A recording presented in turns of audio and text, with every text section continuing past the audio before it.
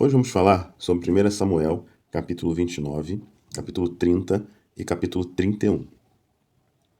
Hoje a gente vai ver o encerramento do reinado de Saul. A gente vai ver que não vai terminar de uma forma agradável. Na verdade, o cenário que a gente vai ver hoje aqui é basicamente somente de guerra. E vai terminar justamente com a morte de Saul e os seus filhos. Vamos lá, 1 Samuel capítulo 29. Aqui o texto começa a mostrar que os filisteus eles estavam se preparando para uma guerra contra Israel. A gente vê que durante praticamente todo o livro de 1 Samuel, principalmente durante esse tempo de reinado de Saul, existia uma grande rixa entre israelitas e os filisteus.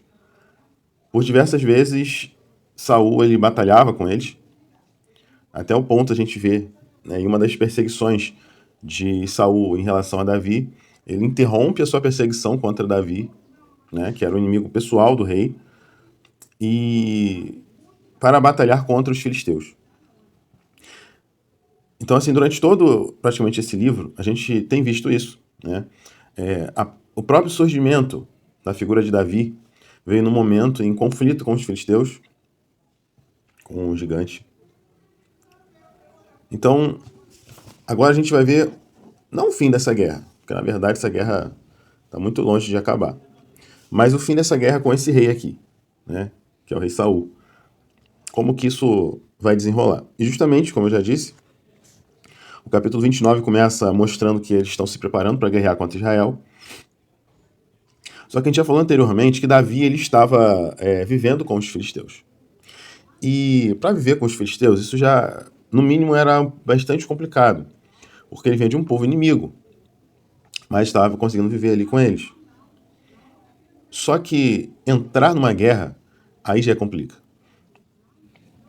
Porque tinha um rei, o rei Aquis, que ele tinha até uma certa confiança em relação a Davi.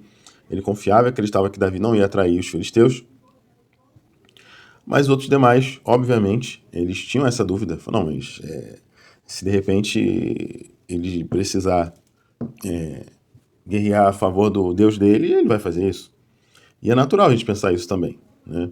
E por esse motivo, né, por essa desconfiança, Davi ele foi proibido de entrar nessa guerra, né? Eles não deixaram ele junto, justamente com esse temor, sabendo que Davi ele era um grande guerreiro.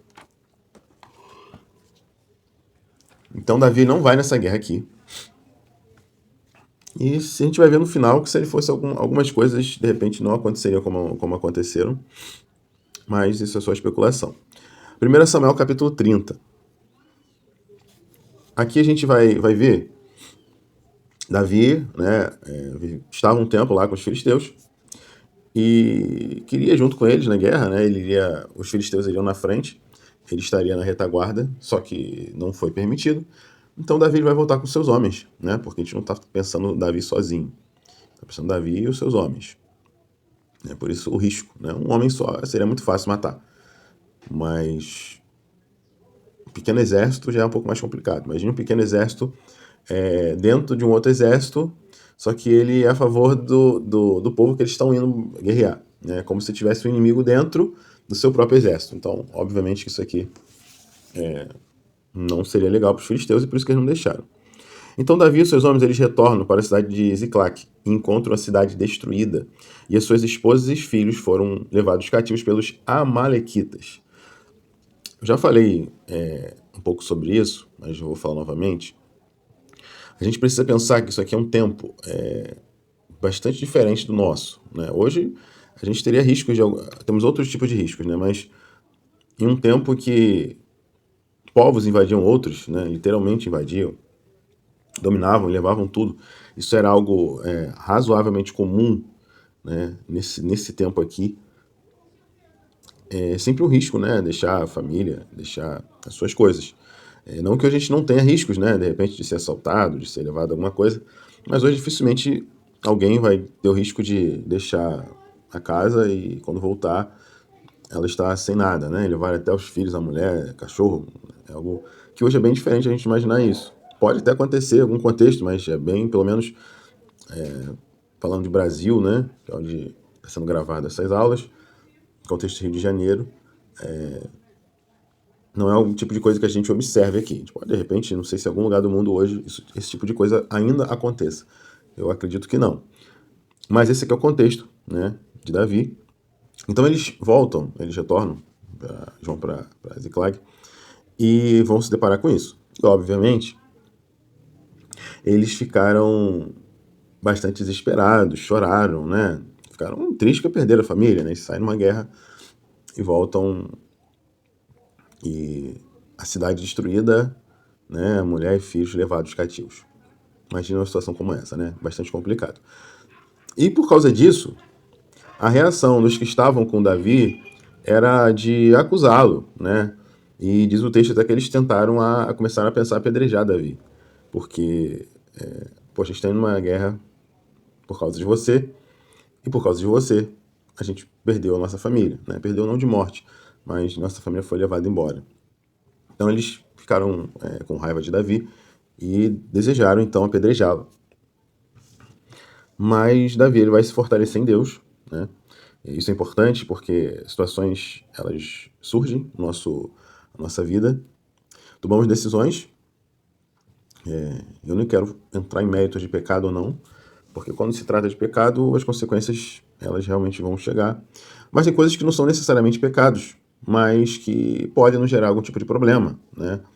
A gente pode tomar uma decisão na vida que pode mudar a nossa história radicalmente em vários aspectos.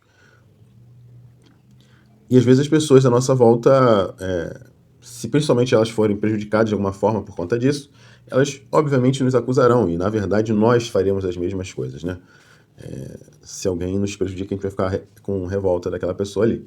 Isso é que aconteceu, mas a posição de Davi não foi ficar chorando no canto, não foi, né, se entregar à dor, mas a posição de Davi foi se fortalecer em Deus. Então, eu aprendo com essa postura de Davi que em situações de conflito, de problema, né, de risco até de vida aqui nesse caso, porque também perdeu, né?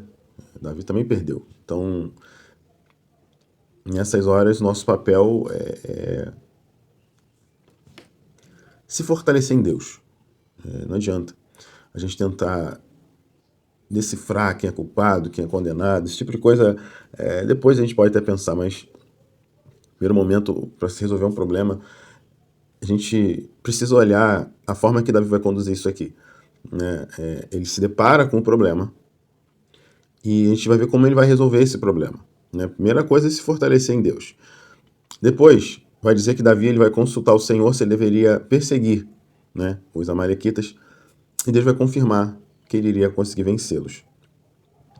Então a gente, antes de qualquer decisão que a gente venha tomar, a gente precisa verificar com Deus se de fato a gente deve ou não fazer determinada coisa. Porque às vezes a gente acha que para resolver determinadas situações a gente tem sempre uma ideia, né? Ah, não, vou fazer isso que isso vai resolver. Mas de repente não é a forma que Deus planejou que deveria acontecer, não é a forma que Deus entende que é a melhor forma. Então, nossa primeira postura, antes, né, de pedir confirmação para Deus, é se fortalecer nele, não deixar que o desespero, que o contexto, que a situação me conduza a um quadro de ansiedade, depressivo, né? Não estou dizendo em casos, obviamente, de patológicos, né, que a pessoa tem realmente um problema, mas eu estou dizendo realmente numa situação que você se depara e aquela situação te deixa inicialmente mais depressivo, mais ansioso, né? A gente precisa, para não chegar nesses quadros, nessas situações, antes de mais nada, a gente precisa se fortalecer em Deus. Isso é um reforço espiritual que Deus nos dá, né? Se a gente buscar nele. Ele nos fortalece. Ao longo da Bíblia inteira a gente vai ver Deus fortalecendo pessoas que, em momentos até depressivos, até em momentos complicados, Deus ele trouxe o ânimo, Deus ele recobrou, né, a alegria no coração, ou pelo menos a confiança no coração. E esse tem que ser o nosso papel, né? Diante das adversidades, se fortaleça em Deus e pergunte a Deus como resolver aquele problema ali. Porque Ele tem a solução. Ele sabe a melhor forma. A gente acha que sabe, mas não sabe. A nossa sabedoria é muito pequena, né? Imagine um ser, criador dos céus e da terra, que existe desde o começo de todas as coisas, criou um mundo complexo como esse, gigante como esse. E nós nos compararmos a ele em sabedoria é algo inconcebível. Então, seguindo o texto, diz que Davi e seus homens eles encontraram um egípcio abandonado pelos amalequitas. E esse homem, ele revelou o paradeiro dos cativos, né? Vê como é que Deus já está dando um norte aqui para eles. Davi ele vai liderar um ataque contra os amalequitas e resgatar todas as mulheres e filhos que haviam sido capturados, além de saquear muitos bens e riquezas. Então aqui Davi vai conseguir, depois que Deus confirmou que ele ia conseguir fazer isso, ele vai realmente aplicar um plano e vai vencer. Entendam isso. O fato de eu pedir a Deus uma orientação, uma confirmação, isso não tira o fato de que eu vou ter muito trabalho para realizar aquilo ali. Davi teve que entrar numa pequena batalha, um ataque, para resgatar as mulheres e os filhos. Então, assim, a gente às vezes também tem um problema de pedir a Deus alguma orientação e achar que simplesmente aquilo vai vir de mão beijada pra gente. O fato de Deus confirmar que a gente vai ser vitorioso em determinada situação, em determinada batalha de nossa vida, em determinado momento, também não tira o fato de que nós temos que entrar numa batalha. Precisamos arregaçar a manga e fazer alguma coisa. Tem o nosso papel nisso aí. Deus diz que vai garantir que você vai conseguir, mas você tem que fazer para você conseguir. Né? Parece lógico, mas às vezes a gente acha que esperar em Deus é esperar de braço cruzado, parado, dormindo. Na verdade, esperar em Deus é fazer tudo conforme Deus ele te manda fazer. Ainda que, às vezes, ele mande você ficar parado. Pode ser que Deus te oriente dessa forma. Não, agora você não vai fazer nada. Eu acho que ainda mais angustiante em determinadas situações, né? Quem quer resolver logo, Deus fala, vou resolver sem ficar parado, porque a gente fica ansioso, né? Mas, segundo a gente está vendo aqui na história de Davi, a nossa postura precisa ser essa, se fortaleça em Deus, peça orientação para Deus e vai. Arregaça a manga e vai. Dentro daquela orientação que Deus te deu. Também não adianta você pedir orientação para Deus, você fazer o caminho oposto ao que Ele te orientou, né? Deus fala assim, Davi, você vai conseguir vencer. Aí Davi fala, não, então não vou voltar não. Ah, vou fazer outra coisa. Não adianta. Se Deus te deu uma orientação, vai lá e faz. Porque vai dar certo. Se Deus está falando, entenda. Como eu posso comparar a sabedoria humana, o entendimento humano? Eu hoje tenho 35 anos. Como eu posso comparar um homem de 35 anos com o Criador dos céus e da terra, que é infinito, em grandeza, poder, sabedoria, autoridade, entendimento? Como que eu posso comparar a minha pequena sabedoria em relação a ele? Não tem como. É impossível. É ser muito arrogante se eu imaginar dessa forma, que a minha sabedoria supera a sabedoria dele. Ah, não, mas eu já vivi isso, fiz aquilo outro. Mesmo daqui a mais de 35 anos, quando fizemos 70 anos, da mesma forma, eu continuo ainda pequeno em relação a Deus. Então, a gente pode viver 1000 anos nessa terra, mas ainda assim, a nossa sabedoria continua sendo pequena em relação a Deus. Por isso que quando Deus te orienta, faça. Ah, mas é absurdo. A gente já viu até aqui quantas orientações absurdas a nível humano. Rodear. Ah, rodeia a muralha por 7 dias. Pega 300 homens e entra numa batalha. São coisas humanamente absurdas e incoerentes. Nenhum ser humano daria esse tipo de orientação para alguém. Mas Deus, em sua sabedoria, ele sabe exatamente o que ele está fazendo aquilo ali. Isso a gente tem que entender. A sabedoria de Deus, ela não é parecida, ela não é uma sabedoria humana um pouco maior. Não, é uma sabedoria diferente. É de Deus. Ela não segue uma lógica humana. Pelo contrário, ele faz questão de confundir a lógica humana. Porque não precisa seguir critérios humanos para fazer alguma coisa. Justamente Davi é uma grande figura que nos apresenta isso, porque ele foi ungido para ser rei e a gente imaginaria, não, ele vai, né, ter uma vida tranquila e uma hora o reinado vai ser passado para ele. Não, a gente vai ver no próximo capítulo que simplesmente Saul vai morrer e automaticamente o reinado vai para Davi. Em 2 Samuel a gente vai ver, na verdade, ele assumindo.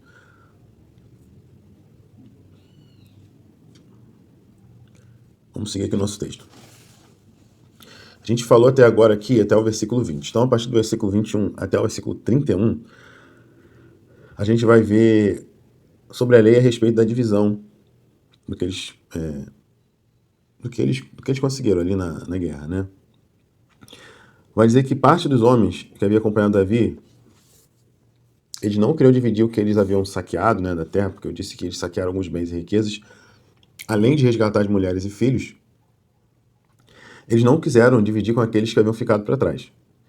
Mas Davi, ele vai interceder e estabelecer a partilha igualitária entre todos. Davi envia a parte do saque como presente para os líderes em Judá e pede que seja compartilhado com o povo. 1 Samuel, capítulo 31, e aqui a gente encerra o nosso livro de 1 Samuel. Esse livro que tem sido uma benção, muitas lições a gente aprendeu aqui, né? A gente viu os primeiros passos de Samuel, de Saul e de Davi, né? E o foco, na verdade, agora do 2 Samuel vai ser o reinado de Davi e todos os desdobramentos positivos e negativos. A gente vai ver quando a gente vai chegar lá. Mas vamos lá. Aqui a gente vai narrar então agora, finalmente, o fim do reinado de Saul. Como eu já falei inicialmente, ele não foi algo muito agradável, mas é história, é o que aconteceu. Diz que os filisteus lutaram contra Israel e os homens de Israel fugiram, mas morreram. Os filisteus mataram Jonatas, Aminadab e Malquizua, os filhos de Saul. E Saul foi gravemente ferido. E Saul então ele vai pedir o seu escudeiro para o matar, porque ele não queria que os inimigos pegassem ele. A gente viu em Juízes, quando eles pegaram Sansão, e o quanto ele foi humilhado pelos seus inimigos. Furaram os seus olhos, e ele ficou como um símbolo de chacota mesmo, né, diante deles lá. Porque ele era o grande guerreiro que foi preso, e agora está cego e fraco. Então, provavelmente, né, pensando nesse tipo de coisa, que poderia acontecer com ele, Saul, ele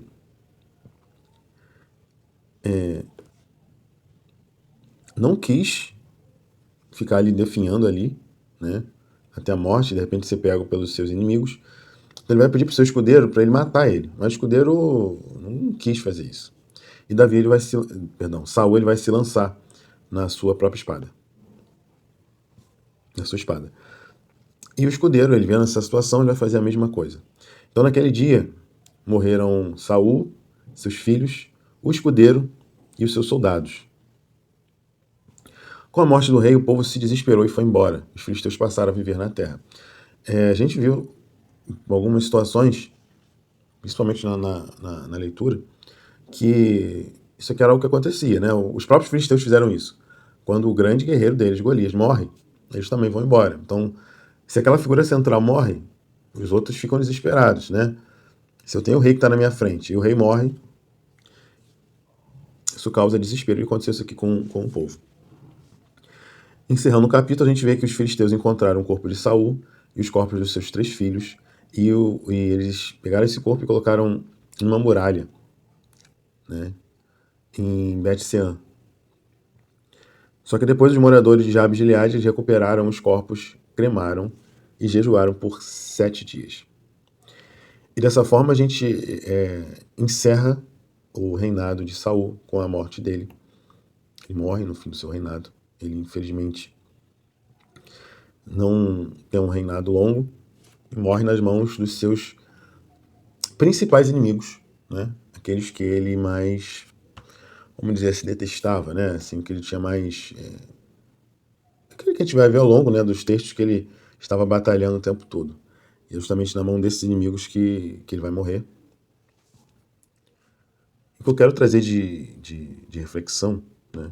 Eu já falei sobre isso, mas só vou mais uma vez falar, é importante. sobre Davi novamente, né? A gente falou o quanto que em situações de crise a gente precisa buscar nossas forças em Deus, né? Que essa seja a nossa atitude diante das adversidades, diante das situações que a gente não tem controle às vezes de como conduzir, de como resolver. Que a gente busque sabedoria em Deus para que Ele nos ajude, para que Ele nos oriente a resolver essas questões que afligem a nossa alma, são naturais. E, e não vamos seguir o caminho de Saul, que tinha um aliado forte com ele, que era o próprio Davi. Mas ele preferiu uma vida de guerra com esse homem, né? Ele preferiu seguir o caminho da guerra, da inimizade, da perseguição. Que a gente não siga por esse caminho, né, de ter uma raiva de alguém, de ter uma revolta com alguém, mas que a gente consiga realmente ter um olhar de amor e misericórdia em relação às pessoas. Saul, infelizmente, a gente falou, né, que ele começou até bem o seu reinado, no sentido de que Deus falava com ele, só que as suas decisões foram se conduzindo por caminhos errados. Ele foi tomando decisões justamente que eram contra a vontade de Deus, ele era extremamente insubordinado em relação a Deus. Que assim, esses exemplos negativos de Saul, eles nos dão um alerta para qual caminho a gente não deve seguir. Né? O caminho de perseguição, de raiva, de ira, de contenda com as pessoas, mas pelo contrário, que sejamos como Davi durante esse tempo em relação a Saul. Ele teve várias oportunidades de matar a Saul e acabar com a perseguição, mas ele falou que não iria fazer aquilo, porque aquilo compete a Deus. E aqui no capítulo 31, finalmente chegou esse dia, finalmente chegou o momento em que Deus ele aplica a sua justiça em relação a Saul, e Saul agora é morto. E em 2 Samuel, a gente vai ver Davi assumindo o trono e todos os desdobramentos, tanto positivos como negativos. A gente costuma falar apenas da história de Davi, a Assunção, né, quando ele foi ungido por Samuel, a sua luta contra Golias, né, algumas cenas da vida de Davi. Mas a gente vai ver agora em 2 Samuel, a partir do nosso próximo áudio, como foi de fato essa vida, esse reinado de Davi. Será que ele foi realmente um bom rei? Será que ele cometeu muitos erros? A gente vai descobrir. A gente vai ver todos os pontos negativos e positivos desse reinado de Davi. De fato, ele foi um homem escolhido por Deus, mas ele é apenas um ser humano. E como um ser humano, o pecado habitava nele, e ele, obviamente, cometeu vários erros. A gente vai conhecer várias lições, né? Que a gente vai ter agora a partir de 2 Samuel. Que Deus te abençoe e que você é um vitorioso, porque nós chegamos até aqui, encerramos mais um livro hoje, 1 Samuel. E que Deus continue te dando força, nos dando força, para que a gente consiga chegar ao Apocalipse até o fim desse ano. A jornada aqui tem sido longa, né? São vários meses, né, que a gente já está nos nossos estudos. Sei que Deus tem falado contigo, porque tem falado também comigo a cada lição dessa. A cada vez que eu venho trazer, né, essa reflexão, Deus fala muito comigo também. E peço que Ele fale contigo, para que a gente não seja só um vídeo, um áudio que você escuta todo dia, mas seja realmente a voz de Deus, né? Que Deus possa estar me usando para ser a voz dele, para falar o teu coração, para suprir as suas necessidades, né? Suas preocupações. Algumas questões, a gente trabalha aqui diversos assuntos, né, em várias áreas diferentes. E o pedido é que Deus ele realmente ele venha estar te respondendo as suas indagações, né? Como Davi aqui precisava ser fortalecido em Deus, que Deus possa estar te fortalecendo através, né, da sua leitura bíblica, dessa pequena explanação, né, desses capítulos, porque de fato se a gente fosse falar detalhadamente cada capítulo. Nossos áudios serão bem mais extensos, mas aqui a gente consegue pelo menos ter uma visão geral e tirar algumas lições, que essas lições elas possam realmente estar indo de encontro ao coração, né, de cada ouvinte, de cada um que tem acesso a esse material. Que Deus te abençoe, que Deus te fortaleça diante das situações e que Deus te conduza o caminho, né, pelo qual Ele quer que você trilhe. Que Deus te abençoe em nome de Jesus.